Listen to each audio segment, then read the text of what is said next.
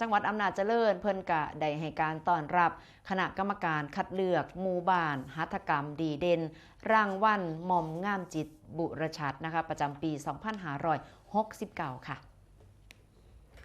นายเสนีสมเขียวหวานผู้ว่าราชการจังหวัดอำนาจเจริญพร้อมด้วยนายชัยยงพองใสพัฒนาการจังหวัดอำนาจเจริญหัวหน้าส่วนราชการผู้นำท้องที่ผู้นำท้องถิ่นสมาชิกกลุ่มจักสารบ้านน้องหน้าเทิงให้การต้อนรับคณะกรรมการคัดเลือกหมู่บ้านหัตถกรรมเข้ารับรางวัล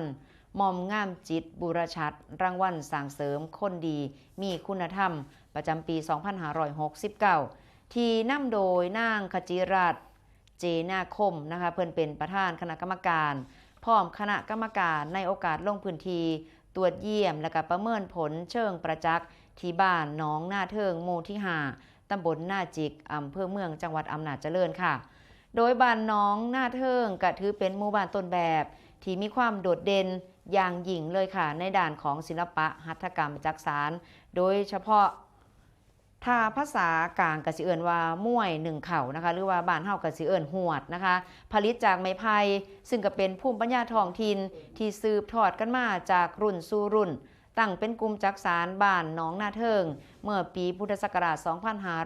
2545 ปัจจุบันก็มีสมาชิกร่วม52 คนซึ่งคณะกรรมการก็ได้รับฟังเรื่องของการบรรยายสรุป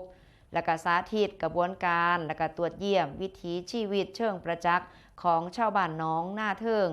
โดยจังหวัดอำนาจเจริญก็พร้อมที่จะนำเสนอเรื่องของคณะกรรมการนะคะเสนอแนะและก็ไปต่อยอดขยายผลให้บ้านน้องหน้าเทิงเป็นศูนย์การเรียนรู้